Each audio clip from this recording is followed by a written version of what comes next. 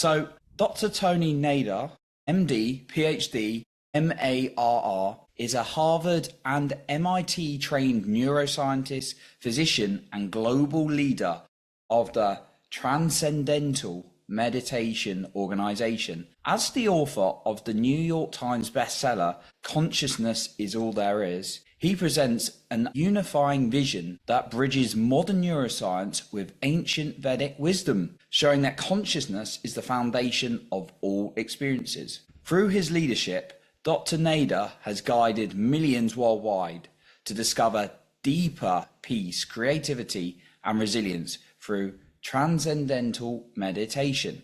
He is recognized internationally for his ability to make profound scientific and spiritual concepts accessible to a global audience, inspiring individuals to live with greater purpose, fulfillment, and inner calm. Disclaimer: any of the guidance offered by the podcast host, myself, or the podcast guests is our own guidance. We are not liable for any of the actions the podcast listener decides to do. Welcome to the show today, Dr. Nader. Glad to have you on. Thank you, Tony. Wonderful. Thank you for having me. Absolutely. Well, there's a range of topics we can jump into today and all the work you're doing to help people. I'm just glad we can make this happen.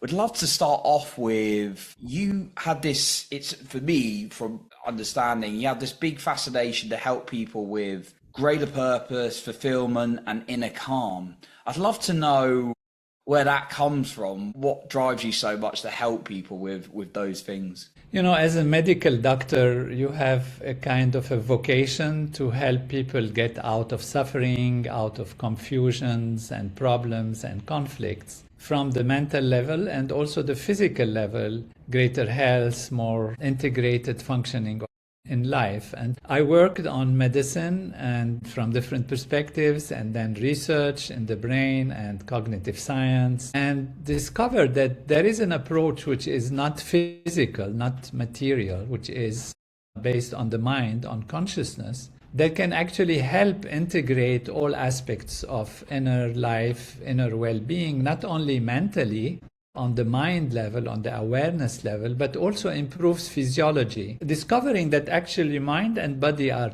truly intimately connected. So what you do, think of, what is on your mind, has an influence on how your nervous system works. And your nervous system has an influence on the hormonal system, on the immune system, on balancing the physiology. And so there is this very intimate connection, so intimate that actually one is the continuation of the other, and one is the other in a sense. And so I found Transcendental Meditation, a simple mental technique, which is very easy to practice. It's not complicated. It's learned in a few days, 1.5 hours for 3-4 days, that it has a very powerful effect on mind and body and behavior and even on society. And so I got fascinated by that. I did research on that.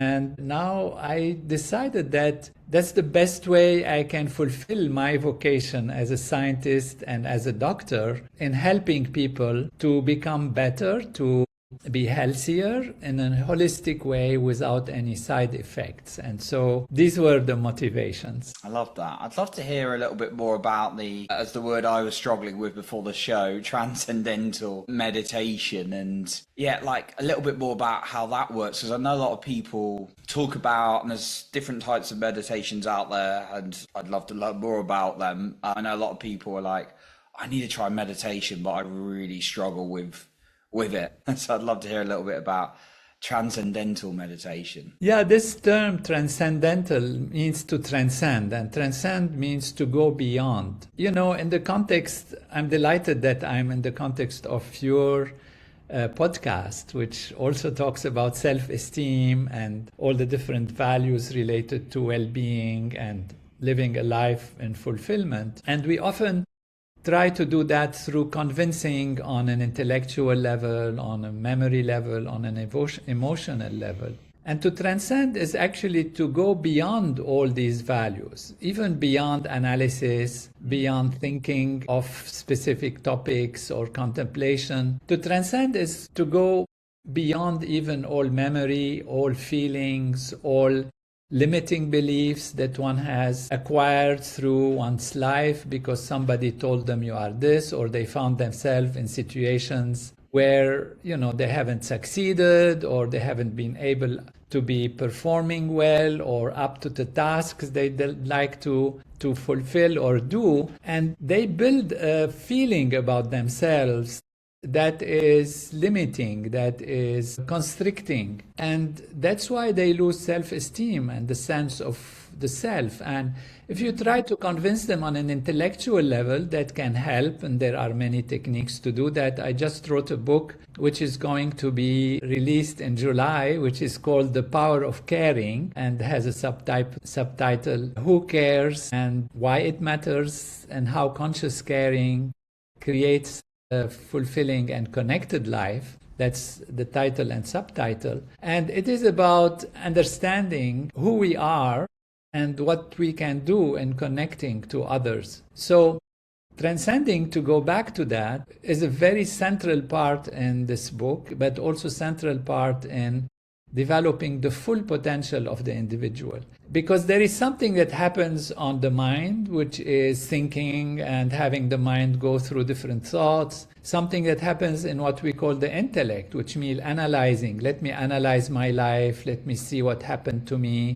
Let me see what I can do with myself. And that is also useful. But there is something which is more profound, and that is how you experience yourself. And that's the sense of ego, the sense of self. And the sense of self, you experience it as a combination of all the thoughts, all the intellect, all the memory, all the analysis. And that gives you a feeling about yourself, about who you are and what you want to do. Now, unfortunately, we keep ourselves on this level of the surface value of life. To give an example, we can imagine that the mind or consciousness is like an ocean, which is active on its surface with waves. The ocean has waves on the surface. And as you go deeper into the ocean, it gets calmer and calmer and calmer. If you're only experiencing reality on the surface, which is the mind, going around and hopping from one thought to the other and being tossed around like a boat on the surface of an active stormy ocean, then you've never in contact with your true self. And if you try to analyze these, it's like being on the surface and trying to analyze the waves, how this wave goes, how this wave comes, what does it mean, etc. To transcend is to go beyond the wave, to dive deep into the ocean of consciousness and experience the true self, who we truly are. And we are something much, much bigger than we have ever expected on the surface. Because all this surface is the result of stress and strain, limiting beliefs, implications from past life, things that have, past time in life. We don't need to go into the past life consideration. But, past life means when we were young, we are different, we heard this, and like that, we forgot it. But it's still part of who makes the sense of ourself. And so, to summarize, we have the mind, we have the intellect, but we have the direct experience. The direct experience is what we see, what we hear when the eyes are open and the ears are directed outside. But there is a direct experience also within. That's also a direct experience. If we close the eyes and let the mind settle, we experience a sense of who we are. Usually it is experiencing thoughts, experiencing the mind jumping from one thought to another, jumping from one thought to another. Transcendental meditation allows us to naturally dive in the ocean of consciousness, which is much vaster than just the surface waves, and experience who we truly are. And in doing that, we also get rid and release the stresses and strains that are limiting us and limiting our sense of self. Because now it's not on the level of analyzing or the level of intellectual thinking about ourselves. It's on the level of directly experiencing that we are much more than what used to think we are. So transcending is going beyond beyond the shadows, beyond the fears, beyond the limitations, and naturally knowing that we are an ocean of being. And that is where self-esteem naturally shines through direct experience, not through convincing, but directly experiencing and knowing that we are much more than that. And what's good is about it is it strengthens the body, the integration of the body, meaning the health, the well-being, as well as the mind and the intellect. They get clearer because there is no more shadows and turbulence in our mind and body. I can definitely see how powerful it would be to connect with yourself, like you touched on the self-esteem and the relationship we have of ourselves, allowing us to really connect to that like true part of us, not the maybe limiting beliefs or things that have come into our mind that kind of like bobbling about that surface level, the wave that you were talking about, but like this true like deeper part of us. Yeah, no, that sounds powerful. Is it going back to the how someone can start doing this without getting too much into the doing, it's more of a big experience? Is it a simple thing that they can do, or is it tricky to learn? It's very simple. It's so simple, even children, from the age of 5 can start doing it. People of all backgrounds, all ages. You don't need to understand the philosophy or how even it works behind it, but of course we give explanations so people know what they are doing. But the practice itself is extremely simple and natural. We call it natural because it's not something forced. You don't force the mind to do something. You don't force yourself to try to find silence. You don't have to do any effort, actually. And this really, the whole technique is to teach you how to be effortless, simple, and practice what we call a technique. And the technique is something that you do, you flip the switch and you get the light. You don't have to know how electromagnetism work or how the electricity is generated, or how when you flip the switch, what happens so that the light comes. If you are interested, of course you can know, and we give this simple explanations of that. But practicing is extremely simple and it's natural. Natural means it depends on the nature of the mind. So what is the nature of the mind? The nature of the mind is to always search for more. We're always searching for more charm, more soothing things. We search to overcome difficulties and challenges, to find solutions. And so the mind is constantly searching for more. And it searches usually for more through the senses. We want to see beautiful things. We want to hear beautiful things. We want to be loved. We want to be having greater knowledge. We want to be confident. So we're searching through projecting ourselves to the outside. But what is really interesting is that more than anything you can ever have, is something that is within you, is your inner true self, your inner awareness, consciousness, your own being, is really a cosmic being, a reality of the ocean rather than just the surface waves. And so the nature of the mind to search for more charm, more inspiration, more happiness, more love, is used in Transcendental Meditation by guiding the mind inward. And you guide the mind inward through a technique, that's why you have to learn it. And the mind then by itself, guided by its own nature, dives deep within.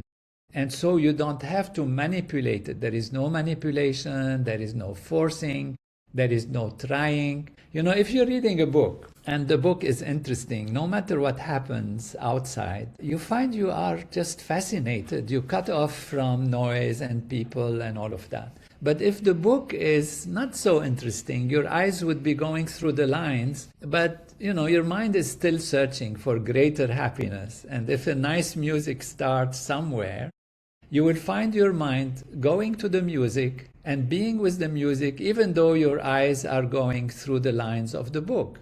What does this tell us? It tells us that the mind moves from one area of interest to another area of interest without effort. You haven't made an effort to go to the music. You actually wanted to read the book, but the mind says, oh, this is more charming than this boring book that I'm reading. And so this ability of the mind to shift in a natural way from an area of lesser interest to an area of greater interest is what we use in transcendental meditation. And that's why we say it is natural, it is not forced, it is not contrived, it is not mood making. It is very natural when you dive within, and because the within is so charming and so fulfilling that you get this natural tendency to go there.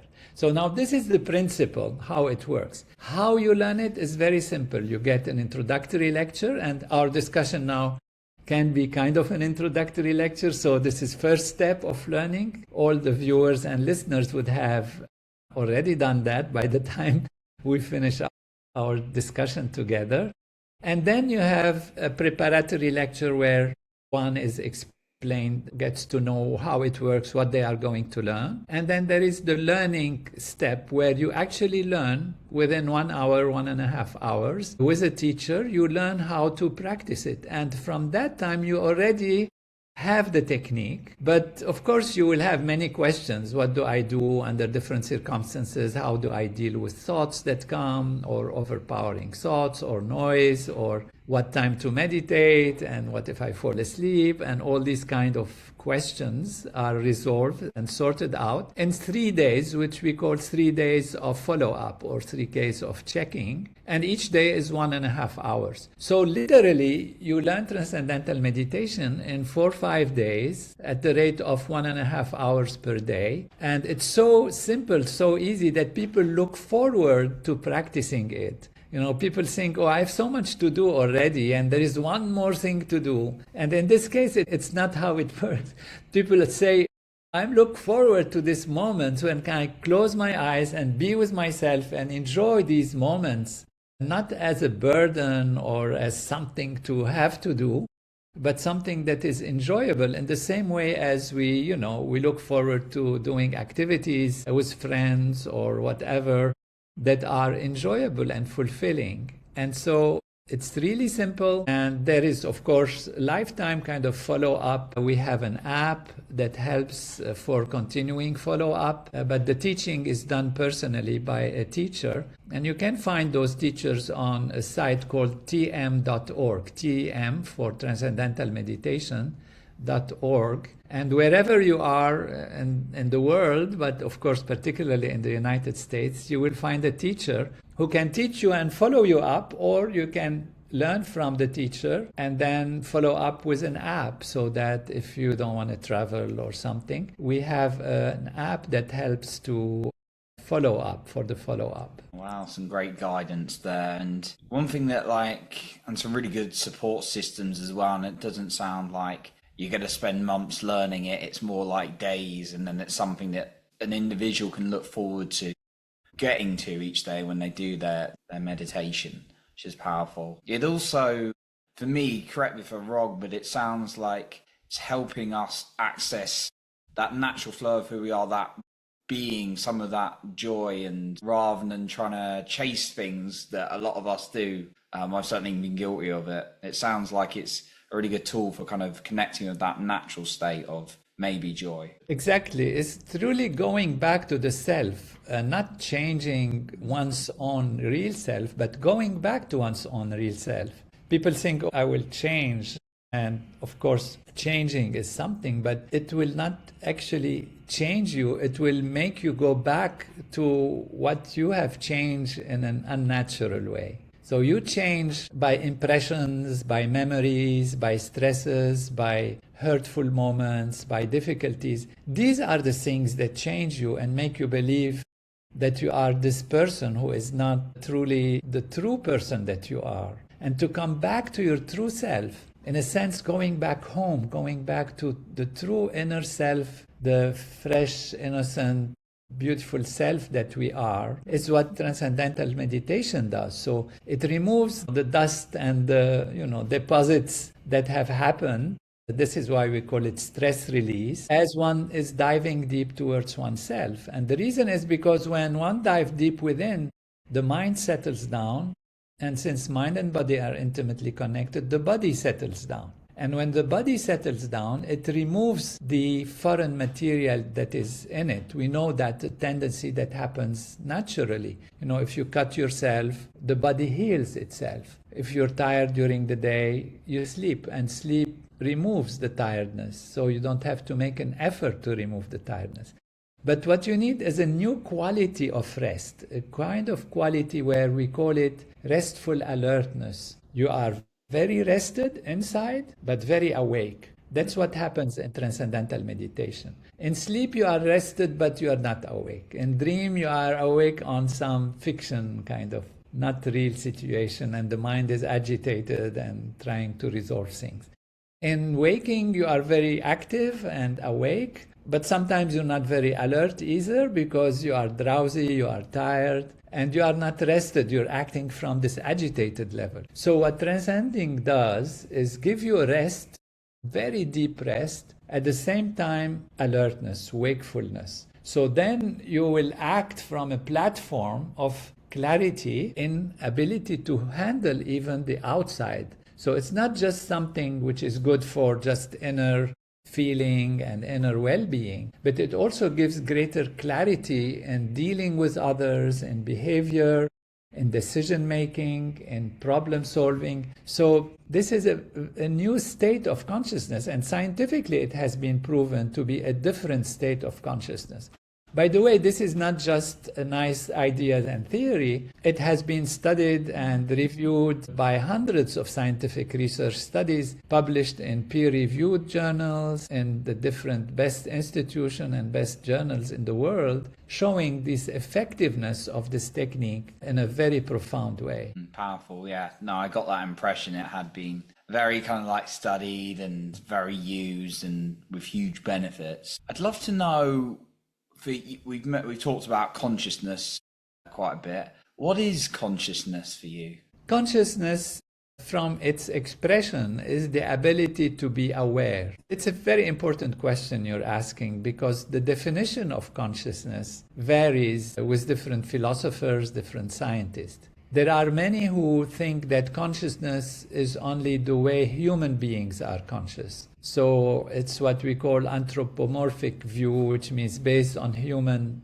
perception of how things are. And, in the past, even like 50, 100 years, people used to think that maybe animals are not conscious and only humans are conscious. And consciousness, in my definition, and in how more scientists and more philosophers are taking it, is whatever allows us to interact, to react to anything. So when you understand something, this consciousness on a higher level. When you think of present and future, when you think of yourself, you're aware. Awareness of all these values is what is consciousness.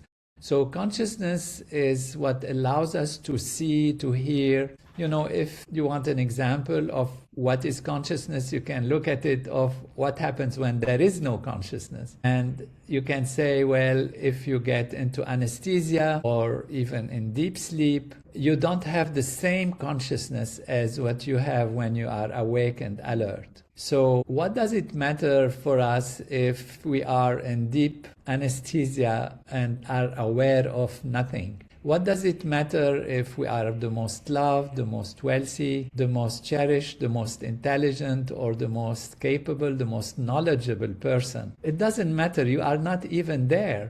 You are just not there. So being there is being conscious, is being aware. Here I want to make a difference. People think that in sleep state of consciousness, you are not conscious, but you are in a different way. Your body is still sensing things. If it's cold, you might, cover yourself without being consciously, awarely, on an aware level, covering yourself. But that means there is something in your body which is conscious, which is sensing. You have like blood sugar, let's say, if it's too high and you're sleeping, but the liver and the pancreas are conscious of this sugar, and the liver would store it, try to metabolize it. The pancreas might secrete insulin, so it reduces it. So you are sleeping, of course, you on the level of human consciousness, you are as if not conscious, but your liver is conscious, your heart is conscious, your intestines, your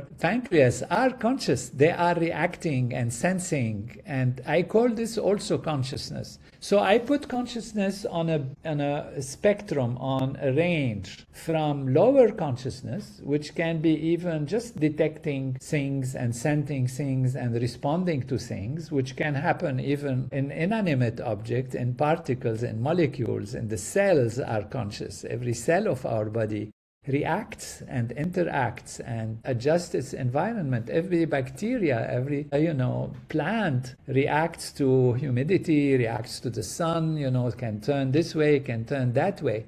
This is not human-like consciousness, but it is also consciousness on the lower range. And then you keep going up into the insects and animals and higher animals and humans, and even developing one's own consciousness. As humans, we can have different kinds of consciousness. We already know. We have sleep state of consciousness. We have dream state of consciousness, where you imagine things and you live in a different reality.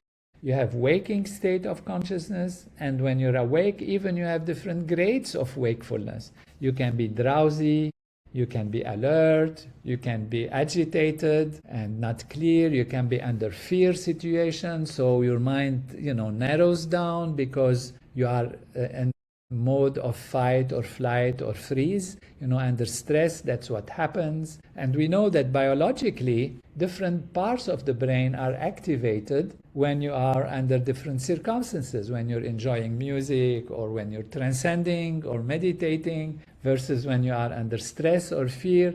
Different parts of the brain are actually activated, and the less stress you are, the more the higher values of the brain are able to be functioning properly in an integrated way. And that's what also leads to a higher consciousness, to a higher ability to be conscious, to be clearer, to be sharper, to make the right decisions. So consciousness is on this whole range and spectrum between simple detection and reaction to higher understanding of the self, the present, the past, the future, the meaning of life, understanding the laws of nature on a higher level. And therefore, what I have found based on research and philosophical analysis and personal experience is that truly consciousness is a primary field. So if you want to come to the conclusion of what is consciousness, we talked about the ocean, but the ocean is made out of water, of course, but here we're talking about the ocean of the mind, the ocean of consciousness. So it's a non-material, non-physical, infinite field of being that reverberates within itself and creates all these different impressions and perspectives and different ways of being conscious.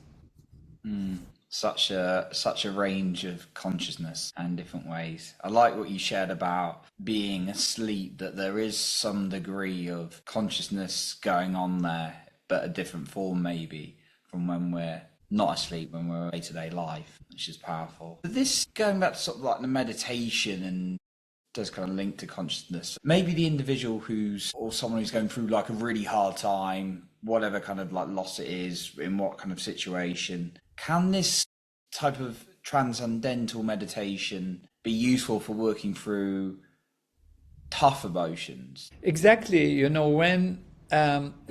When you want to achieve something, you want to have the maximum intelligence, maximum power, maximum clarity to make the right decision. Because if you are like a football tossed around by situations and circumstances, which means you are, not stable within yourself, you are a ship on a stormy ocean, then you're tossed around. So what you want is to anchor yourself. Like you anchor the boat, you anchor yourself. And where to anchor yourself? You anchor yourself within yourself. And that gives you the strength, the clarity, the ability to then make the right decisions. So what transcending means is to step within ourselves and go to the source of creativity, the source of intelligence that allows us to act in a proper way. From the outside, it might look, oh, you're escaping,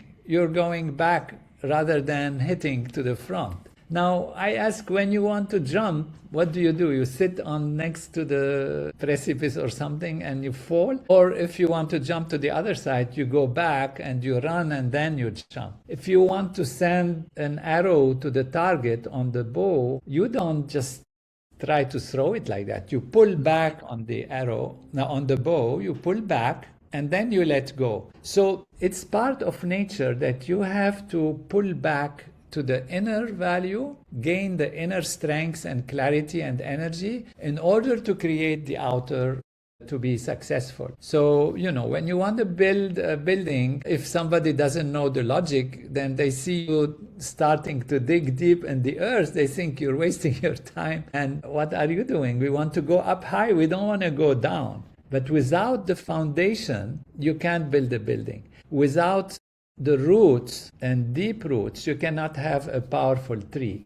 It's exactly the same thing in our own life. Without being well rooted, well anchored within ourselves, we cannot handle the outside. So going deep within is not hiding away, it's actually preparing for the most effective, most powerful action that one can have. So if one is going through difficult situations, one might have to deal, of course, on the surface. But why not take a few minutes? Transcendental meditation is practiced 20 minutes morning and evening, sitting comfortably in a chair. You don't need special positions. You don't need guided meditation by someone else. You don't need anything from the outside. You just go back to yourself, transcend in a deep way, gain this restful alertness, and come out fresh and then able to clearly deal with the situations. And this has been studied scientifically, where we know through many research studies that people make more life-supporting, actual, enhancing and fulfilling decisions in their life. The stress is removed, there is greater clarity. Don't have to go very far. Think of the day when you have had a good night's sleep, very good night's sleep. You wake up, you're fresh, you're able to deal with situations in a better way. Things even work better for you somehow because you are rested and you're not agitated. Think of the day when you didn't sleep well and you're upset and itchy and edgy and all of that. Then a small thing appears like a mountain and difficulties arise. So there is a perspective, there is a sense of proportions between who you are and what you are dealing with. Things can appear to be huge and unmanageable if you are small yourself. But if you are big and you are huge, then even the big things appear to be small. So go back to yourself, find yourself in direct experience through transcendental meditation, not just contemplating and thinking and, even mindful of this, mindful of that. That's fine. It's okay. It helps a little bit. But to really go to the roots, you have to go beyond the surface and experience the depths and come from that power of the ocean to create powerful waves on the surface. But then you are the ocean and you are controlling all the waves. I like that. Touching into going deeper into that wisdom within you to really understand the way forward. But also what you touched on was building a solid foundation within inside yourself as well, as this gives you the tools to do, which is really powerful. A lot of people are being challenged with what makes they want a more purposeful and fulfilled life. What do you think the main challenge is for people behind finding that? The main challenge is, what is the intelligence and energy and sense of self-esteem, as you beautifully teach and explain and discuss, that allows you to do the best in your life. Whatever we want to do, we want the maximum possibilities. And I discuss this a lot in my new book, The Power of Caring.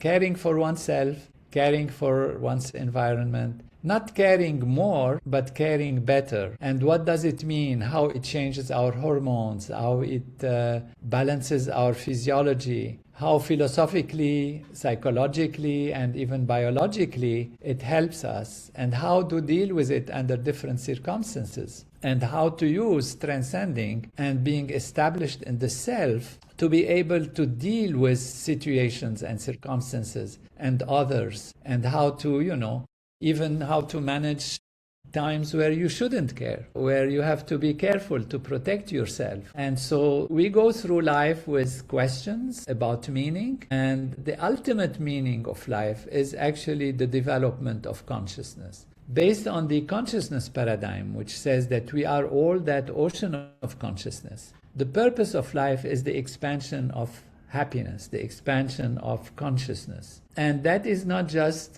a few moments of joyfulness or few moments of being kind of happy, but actually long-term way to be stable in growth and development, so that we are constantly feeling we are expanding ourselves, we are expanding our awareness. And as we expand our awareness, we have greater and greater fulfillment. And for that, we have to know what to care about. What are the things that are important? When to care, when not to care, when to balance this caring and these actions based on understanding the reality of life, the reality of the meaning of existence. And the meaning of being is to expand yourself from being a limited, small individual. And, that's why I'm really interested in your self-esteem aspect of your program, to knowing that the self is not a small, tiny thing that is limited in this body, but it is part of the ocean of being and the ocean of existence. So it expands our awareness in an intellectual way by understanding how it works, but also through transcending, through practice, in a direct experience of knowing that each wave is actually part of the ocean, and that we are not just limited on the surface. What we see on the surface is limitation. If you are sitting on a wave and you can only see the wave, and you see another wave coming towards you, it scares you. It's going to take away something from you. It's going to destroy you or something. And if you dive deep and you know you are the ocean, then you know actually you also are all the waves. This is an analogy. Analogies have their limitations, but this is truly the reality, and truly what can be experienced through transcending by directly knowing, directly experiencing. Not intellectually alone, because intellectual is also important. That's why we write books and we discuss things and we have podcasts and we talk. Intellectual understanding and knowledge are very purifying and very important. But the most powerful is the direct experience of who we are, and the cleaning up of the stresses and strains. And that's how we have greater clarity. That's why we have expanded consciousness. We have said that consciousness is on a range from very limited, objective level on the limited plants and, insects and animals, etc., to humans. And in humans, it grows and expands. And the more your consciousness, your awareness, your knowledge level expands, the more you are fulfilled and feel happier, because you don't feel limitations anymore. Knowing, kind of like that real knowing is a great takeaway, I think, of really knowing the self beyond the kind of intellectual level and going deeper. And Beautiful. The power behind that. Dr. Nader, fascinated by this transcendental meditation myself. I always love learning tools, and it sounds like one that's generated so many results, and like you say, scientifically, it backs it, and there's lots of benefits to doing it, and it's something that won't take months to learn. It's something that can be learned quite quickly, especially with what you're supporting people with and offering people in terms of the support out there. So I'd love to sort of wrap up today with learning, where's the best place for the listener to find out more about your work, look at your books or your resources and supporting people with meditations like this. And is there maybe a final point you'd like to leave us with today? The final point is life in its nature is truly bliss and happiness. And the meaning of life and the purpose of life is the expansion of that happiness through the expansion of consciousness. And there is a technology to do that. There is a way to do that. The technology doesn't require a deep intellectual analysis or philosophy or belief. You don't have to believe. You don't have to change your belief or your religion or your spiritual path or your whatever non-spiritual interest. It's a way to go deeper in the self, expand consciousness, have a greater brain coherence, and be able to then see things from a clear perspective by removing all the colors and taints that are on one's glasses that filter our vision and make things look from only certain perspectives. And when we clean up the glasses, then we see the reality and we see that it is really can be wonderful. Even in this demanding and overwhelming sometimes times, there are ways to do that, to transcend, to go beyond and to see the greater depths in things. And I have a website, drtonynader.com.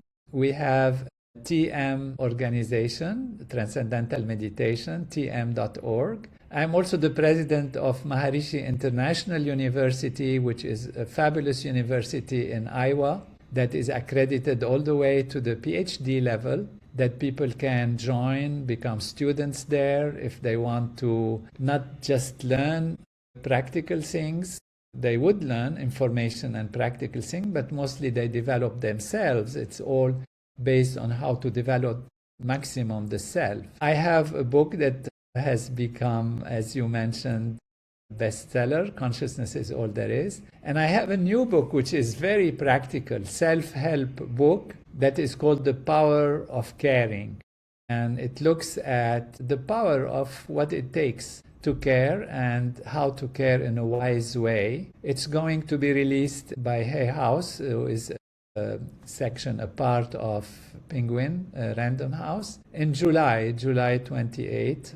It will be released, but pre-orders are welcome and can be there. And it's a great book for seeing how to apply different aspects of practical things. So there are in it practical techniques, practical ways to handle under different circumstances with, reset points, takeaway points, reflection questions, short chapters, but dealing with all aspects of life: money, relationships, children, parents, the future, passing away, staying here, crisis situations, politics, and, biology, psychology, philosophy, spirituality. So I am really, it's very close to my heart, this book that is coming out, and I hope it will find an echo and be helpful to everyone. Amazing. You said that's out in July. Yes, but pre-orders will be ready next week, actually, from the different platforms. Amazing. So, yeah, you can find the links to the books and to the website and to all Dr. Nader's amazing resources in the show notes below this episode. So be sure to take advantage of that from this amazing work Dr. Nader's putting out. And I want to thank you for coming on today. Really appreciate you, Dr. Nader, all the work you're doing and all the value you've given us today. So thank you. Thank you, Johnny. Your podcast is wonderful, and wish you great success and continuing expansion of knowledge and introduction of great ideas to help everyone. Thank you. Appreciate it. So that concludes our episode for today. And remember to lead with your heart and not with fear.